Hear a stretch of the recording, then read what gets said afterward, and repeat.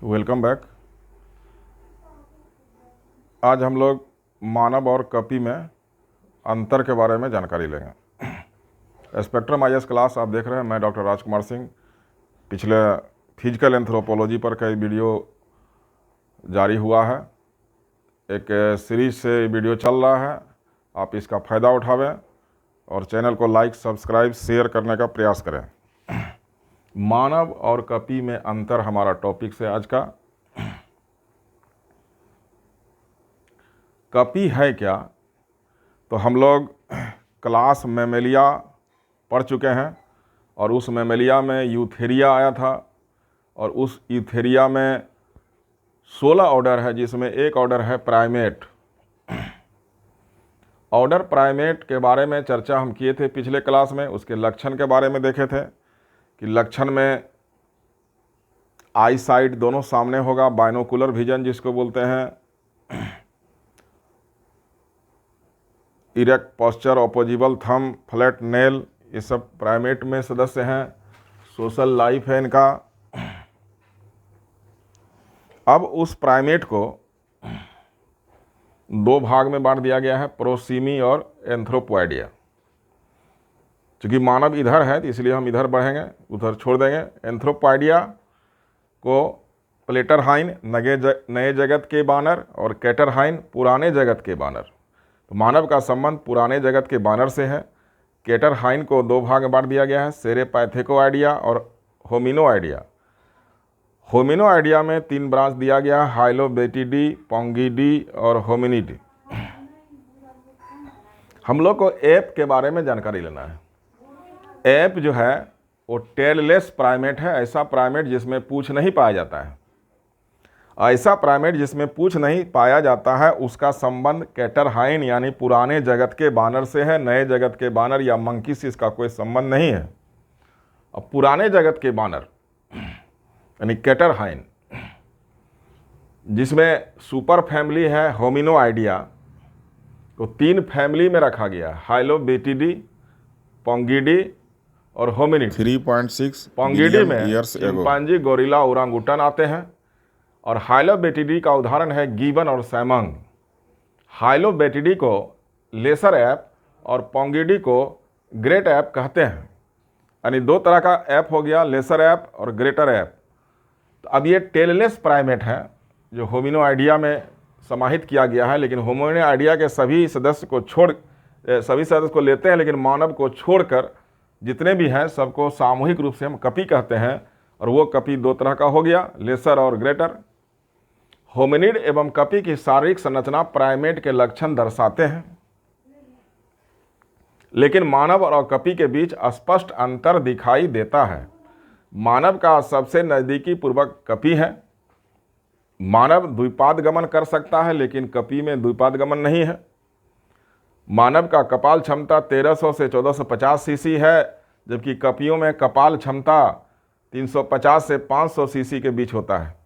मानव में देखने की क्षमता ज़्यादा विकसित होती है। 3D विजन है, स्टीरियोस्कोपिक विजन है, कलर विजन है, लेकिन उसमें कम है। मानव में ललाट विकसित होता है, जबकि कपी में ललाट नहीं है। इस प्रकार मानव एवं कपी के बीच स्पष्ट अंतर पाया जाता है।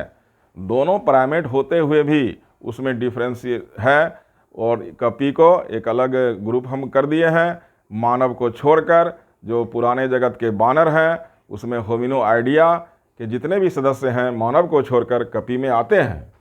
अब हम लोग मानव और कपी के बीच जो बेसिक डिफरेंस है उसको पॉइंटबद्ध कर लिए हैं। एक एक पॉइंट को हम लोग देखेंगे। पहला पॉइंट कहता है कि इसमें ऑक्सीपिटल क्षेत्र उभार लिए हुए और गोलाकार होता है।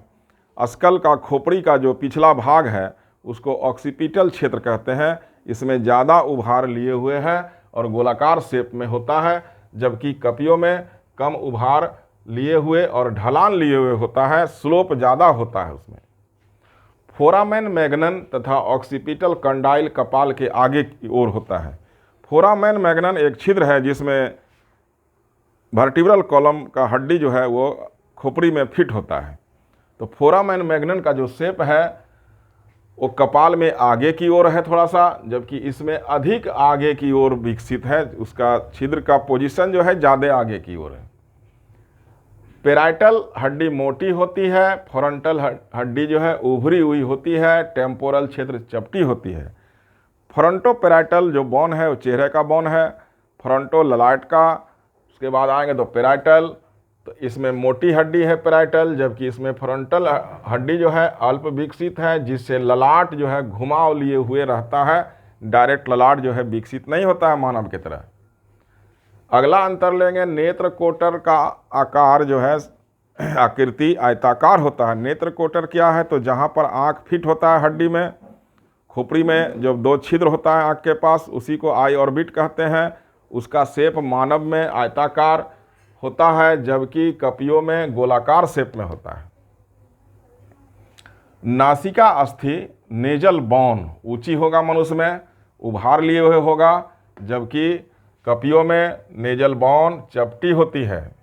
नासिका छिद्र नज़दीक होती है कि दोनों छिद्र जो है सटा हुआ है, जबकि कपि में दोनों छिद्र अलग अलग होते हैं, इसलिए नाक थोड़ा चौड़ा होता है, एक दूसरे से अलग है।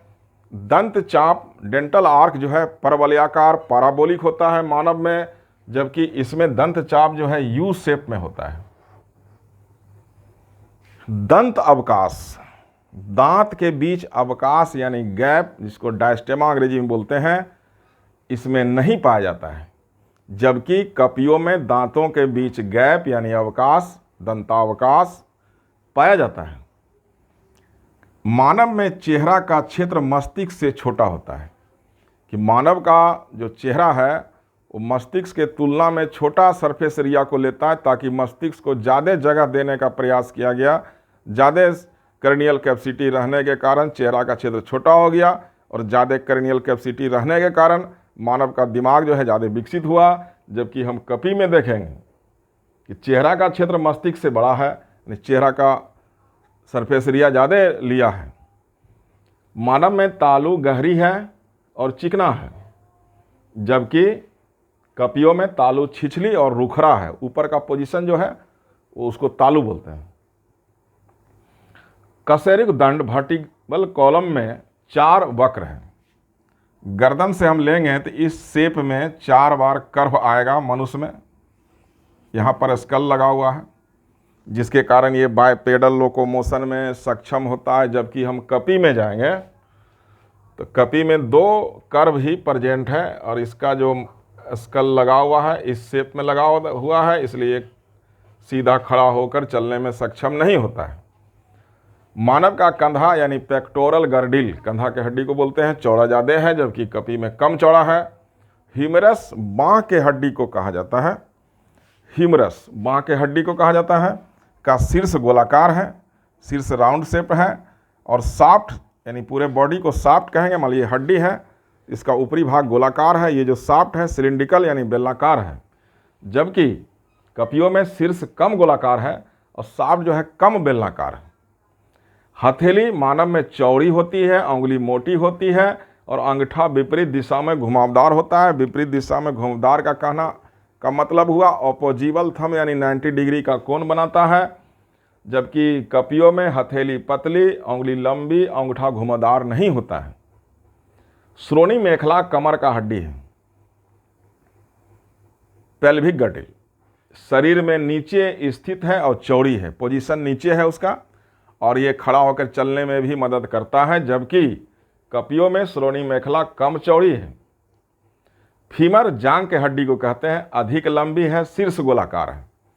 तो जैसे जैसे हम मानव को देखते हैं तो मानव में पैर का लंबाई ज़्यादा है, हाथ का लंबाई कम है, यानी हाइंड लिम्ब ज़्यादा बड़ा है, फोर लिम्ब कम बड़ा है। लेकिन मानव के पूर्वज में यदि हम जाते हैं, कपियों में जाते हैं, तो उसमें उल्टा दिखाई देता है कि पैर कम विकसित होगा लंबाई में और हाथ जो है ज़्यादा लंबाई में होगा। तो वही चीज़ यहाँ है कि जांग का हड्डी फीमर जो है मानव में अधिक लंबी है, जबकि उसमें कम लंबी है। फीमर जांग के नीचे का जो हड्डी है उसमें 2 हड्डी है, टिबिया फेबुला। तो यहाँ फेबुला का बात हो रहा है। फेबुला हड्डी का आकार एवं संरचना द्विपाद गमन के लिए अनुकूलित है, कि द्विपाद गमन यानी बाइपेडल लोकोमोशन, 2 पैर पर चलने में ये अस्थि काफ़ी रोल करता है। जबकि फीबुला अस्थि की संरचना द्विपाद गमन के लिए अनुकूल नहीं है कपि में। मानव में एरी विकसित होता है, कपि में एरी नहीं होता है, इसलिए मानव में द्विपाद गमन के लिए ये भी रिस्पॉन्सिबल है कि एरी है तो खड़ा होने में बैलेंस मिलता है। पैर लंबा, उंगली कतार में पैर का अंगूठा विपरीत दिशा में घुमावदार नहीं है, जबकि उल्टा कपि में पैर का अंगूठा विपरीत दिशा में घुमावदार है। इस प्रकार हम लोग मेन पॉइंट को देखें, और भी पॉइंट है जिसमें हम इसको अंतर कर सकते हैं, लेकिन मेन पॉइंट को रख दिया गया है, 2 कॉलम में बांटकर उसको पॉइंट आउट कर दिया गया है। इसको एग्जाम में आपको लिखना है।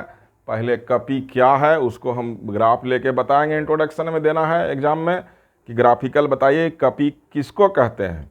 कैटरहाइन का जो भी सदस्य है जो बेसिकली होमिनो आइडिया में आते हैं उसको सामूहिक रूप से कपि कहते हैं, केवल मानव को छोड़कर। तो मानव को छोड़कर जो भी होमिनो आइडिया के सदस्य हैं वो कपि हैं, और उस कपि को 2 भाग में लेसर ऐप और जो है ग्रेटर ऐप के रूप में हम बांट देते हैं, जिसको हाइलोबैटिडी और पोंगिडी के रूप में हम जानते हैं। हाइलोबैटिडी का उदाहरण गिबन और साइमंग है, जबकि पोंगिडी में चिंपांजी, गोरिल्ला, ओरांगुटान आते हैं। मानव का सबसे नज़दीकी पूर्वज जो है कपि को माना जाता है, और कपि और मानव के बीच जो है ऑस्ट्रेलोपाइथेकस जो फॉसिल है उस टाइप के फॉसिल आते हैं। तो ये करी का सृजन किया गया कि कौन किसके बीच है कैरेक्टर के आधार पर, इसलिए हम लोग कपि का अध्ययन करते हैं कि जो फॉसिल में हम लोग ऑस्ट्रेलोपाइथेकस पढ़ेंगे उसके पहले जो है ये सब ग्रेटर ऐप आ जाएंगे।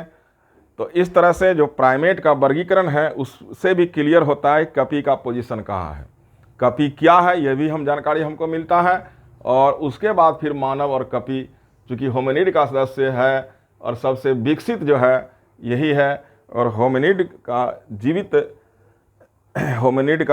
एकमात्र सदस्य जो है मानव है, नहीं तो फिर फॉसिल के रूप में। ये शॉर्ट नोट्स के रूप में होता है, तो इसको आपको 200 से 250 वर्ड में लेके जाना है। जो मेन बेसिक पॉइंट है उसको लिखना है, ग्राफ में उसको अंतर दिखा देना है, लास्ट में निष्कर्ष लिख देना है। ये आपका काम कंप्लीट हो जाएगा। इसी तरह से वीडियो जारी रहेगा। फिजिकल एंथ्रोपोलॉजी चल रहा है, आप वीडियो देखते रहें, लाइक शेयर और सब्सक्राइब करें। जय हिंद।